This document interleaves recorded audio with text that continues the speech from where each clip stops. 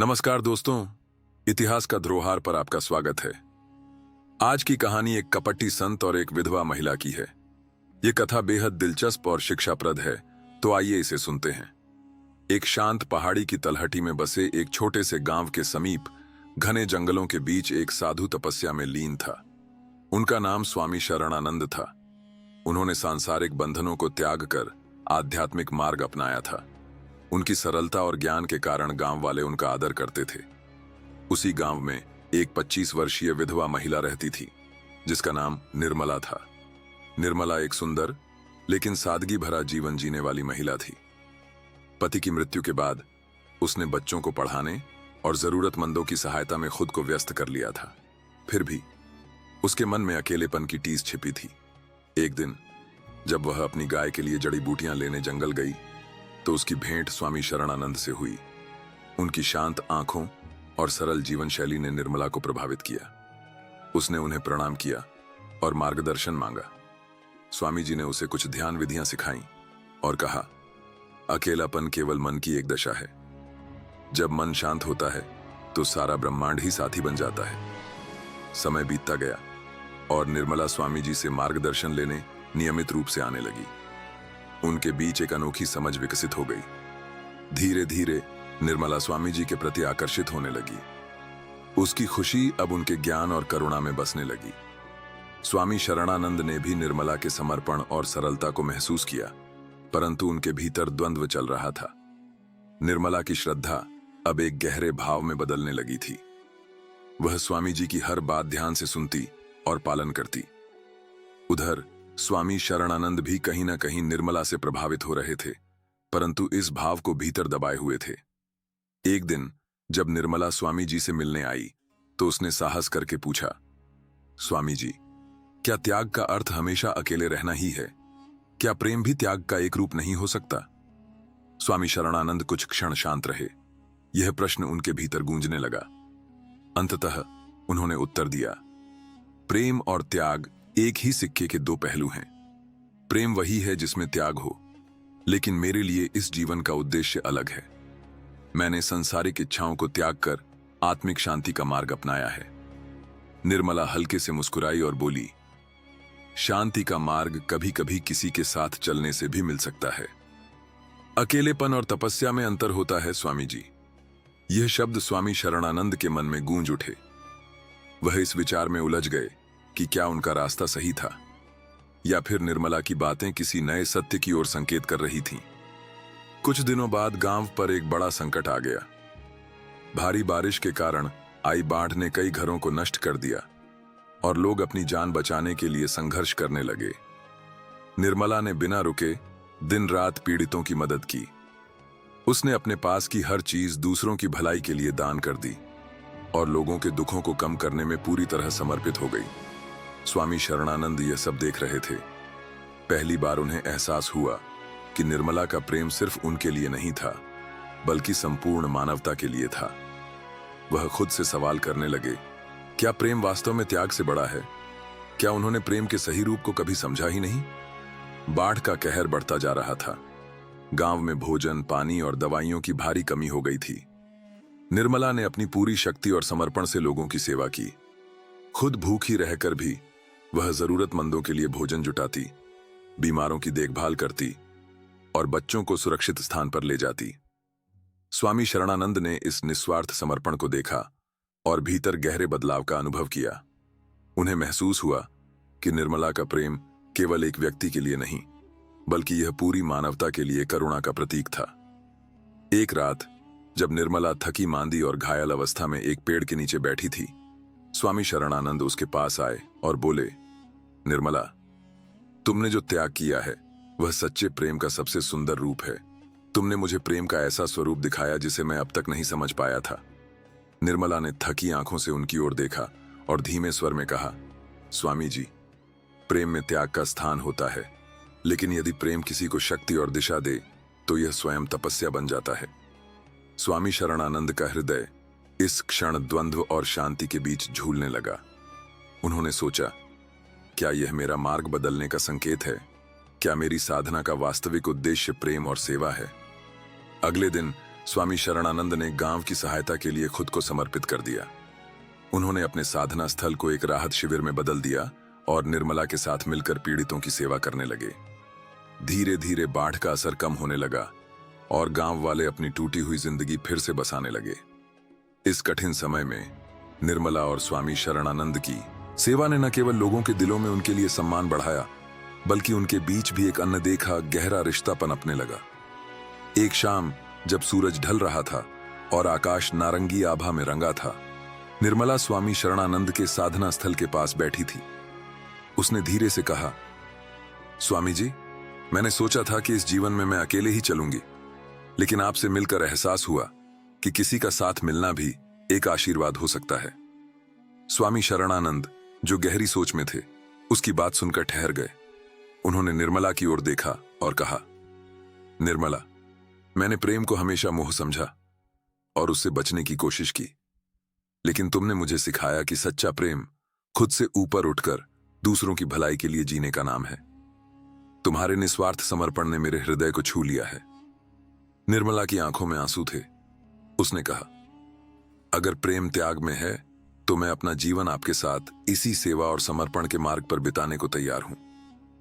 स्वामी शरणानंद ने अपने भीतर एक गहरी शांति महसूस की। उन्होंने स्वीकार किया कि निर्मला के साथ उनका बंधन केवल सांसारिक नहीं बल्कि आध्यात्मिक भी था। निर्मला ने पूरी श्रद्धा और निष्ठा से स्वयं को उनके प्रति समर्पित कर दिया।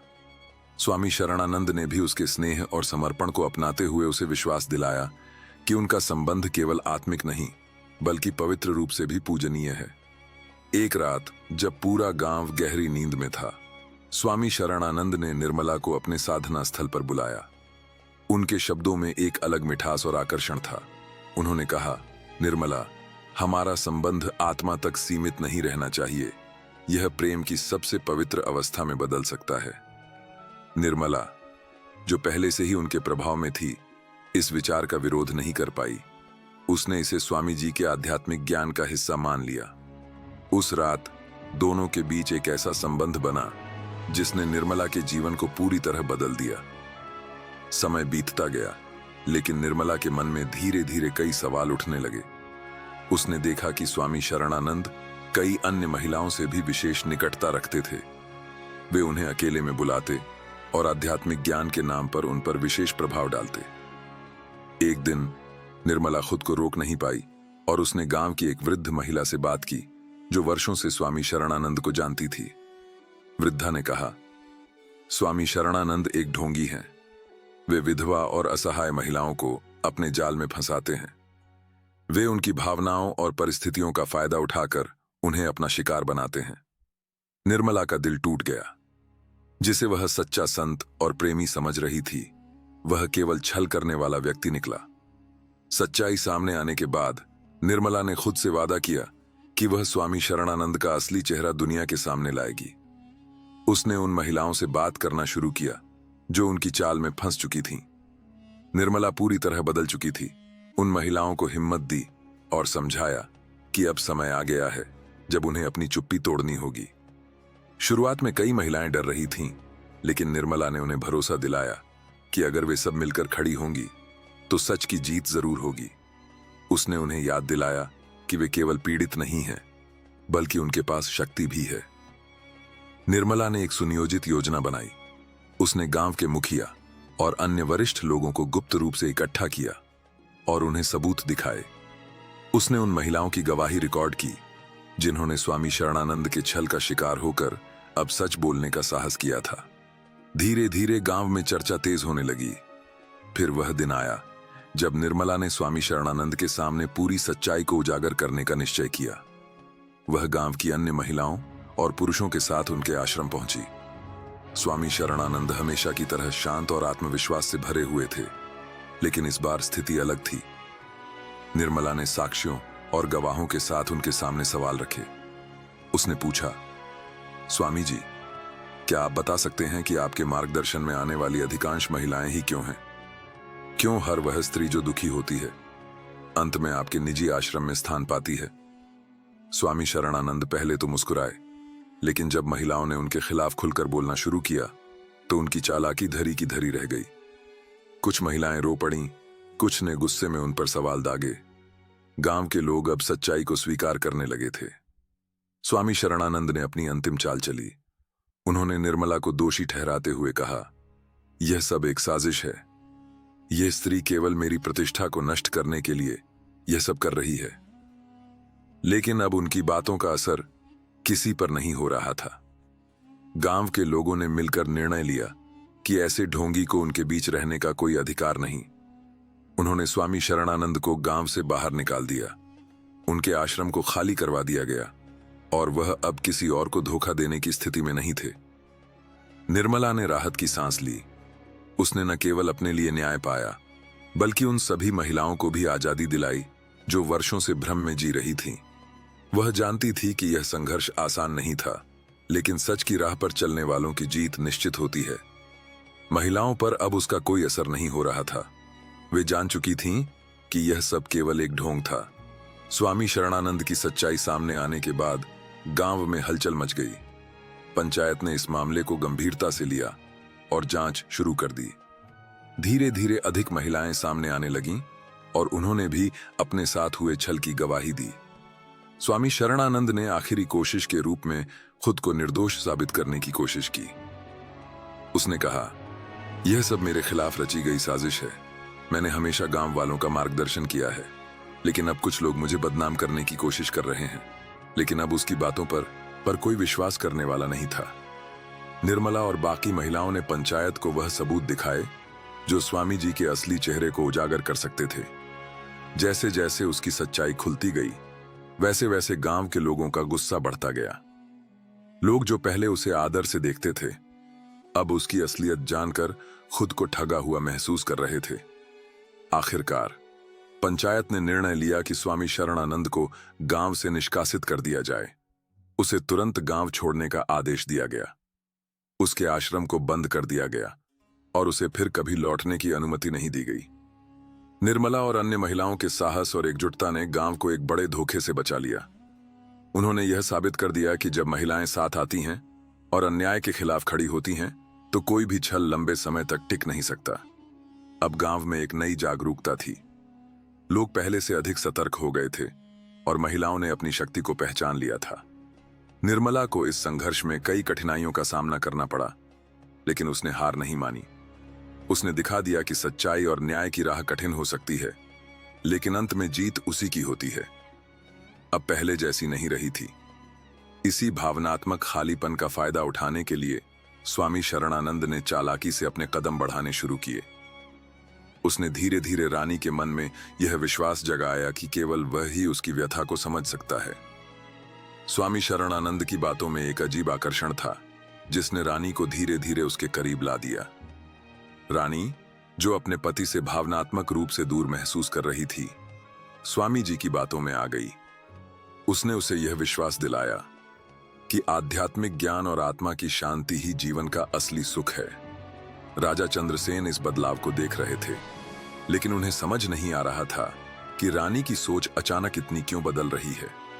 उन्होंने दरबार के कुछ विश्वसनीय लोगों से स्वामी शरणानंद के बारे में जानकारी जुटाने को कहा। कुछ ही समय में उन्हें खबर मिली कि स्वामी शरणानंद पहले भी ऐसे कई लोगों को अपने प्रभाव में ले चुका है और उसके इरादे सही नहीं हैं। राजा ने जब इस बारे में गहराई से जांच करवाई, तो स्वामी शरणानंद की असलियत सामने आने लगी। दरबार के कुछ पुराने लोग जो पहले से ही उस पर शक कर रहे थे, अब खुलकर बोलने लगे। राजा ने फैसला किया कि वह इस ढोंगी साधु को बेनकाब करेगा। एक दिन जब स्वामी शरणानंद राजा के सामने था, राजा ने कठोर स्वर में पूछा, क्या तुम वही व्यक्ति नहीं हो जिसे एक अन्य गांव से उसके कुकर्मों के कारण निकाला गया था? स्वामी शरणानंद पहली बार खुद को फंसता हुआ महसूस कर रहा था। उसने बहाने बनाने की कोशिश की, लेकिन राजा के पास पर्याप्त सबूत थे। रानी को जब यह सब पता चला, तो वह खुद को ठगा हुआ महसूस करने लगी। उसे एहसास हुआ कि वह भी स्वामी शरणानंद के छल का शिकार बन चुकी थी। अब पूरे दरबार में स्वामी शरणानंद की असलियत उजागर हो चुकी थी। राजा चंद्रसेन ने तुरंत उसे अपने राज्य से निकालने का आदेश दिया। स्वामी शरणानंद, जो कभी अपने प्रभाव से लोगों को मोहित कर लेता था, अब दर दर भटकने के लिए मजबूर हो गया। राजा और रानी के बीच अब एक नई समझ विकसित हुई। रानी ने अपनी भूल स्वीकार की और राजा ने भी अपने रिश्ते पर अधिक ध्यान देना शुरू किया। स्वामी शरणानंद का अंत हो चुका था, लेकिन इस घटना ने एक बड़ी सीख दी। झूठ और छल कितना भी प्रभावशाली क्यों न हो, सत्य के आगे टिक नहीं सकता। राजा चंद्रसेन ने चारों ओर नजर दौड़ाई, लेकिन रानी और स्वामी शरणानंद कहीं दिखाई नहीं दिए। वह तेजी से आगे बढ़ा, सैनिकों को सतर्क रहने का आदेश दिया। जंगल के घने अंधकार में छिपे रास्तों पर चलते हुए अंततः राजा को पास की एक गुफा में हल्की रोशनी दिखी। राजा ने धीरे धीरे कदम बढ़ाए और छिपकर देखा। रानी और स्वामी शरणानंद वहां मौजूद थे। स्वामी शरणानंद रानी को अपने झूठे आध्यात्मिक ज्ञान से बहकाने की कोशिश कर रहा था। वह उसे समझाने में लगा था कि उसने सही रास्ता चुना है और अब उसे अपने पुराने जीवन को पूरी तरह से भूल जाना चाहिए। रानी के चेहरे पर एक अजीब सा द्वंद्व था। वह स्वामी की बातों में उलझी हुई थी, लेकिन भीतर कहीं न कहीं उसका मन अशांत था। उसे एहसास हो रहा था कि वह किसी गहरी साजिश का हिस्सा बन चुकी है। इसी बीच राजा चंद्रसेन ने अपने सैनिकों को इशारा किया। अगले ही क्षण गुफा में हलचल मच गई। सैनिकों ने स्वामी शरणानंद को घेर लिया। राजा चंद्रसेन ने क्रोधित स्वर में कहा, इतना बड़ा छल! तुमने न केवल मेरी पत्नी को बहकाया, बल्कि राज्य को भी धोखा देने का प्रयास किया। स्वामी शरणानंद ने खुद को बचाने की कोशिश की, लेकिन अब कोई चाल काम नहीं आई। राजा के सैनिकों ने उसे पकड़ लिया। रानी, जो अब तक भ्रमित थी, अचानक राजा के सामने आई और आंखों में पश्चाताप के आंसू लिए बोली, मुझे माफ कर दीजिए। स्वामी ने मुझे धोखे में रखा। मैं सच नहीं देख पाई। राजा चंद्रसेन ने गहरी सांस ली। वह समझ गया कि रानी भी इस छल का शिकार हुई थी, लेकिन अब समय न्याय का था। स्वामी शरणानंद को उसके अपराधों के लिए बंदी बना लिया गया और उसे राज्य में ले जाया गया। राजा ने यह सुनिश्चित किया कि उसकी सच्चाई सबके सामने आए, ताकि कोई और उसकी चालों में न फंसे। रानी ने भी अपनी गलती स्वीकार की और राजा के साथ मिलकर राज्य में महिलाओं को जागरूक करने का काम शुरू किया। अब पूरे राज्य में यह संदेश फैल चुका था कि कोई भी कितना भी चालाक क्यों न हो, सत्य और न्याय के सामने अधिक समय तक टिक नहीं सकता।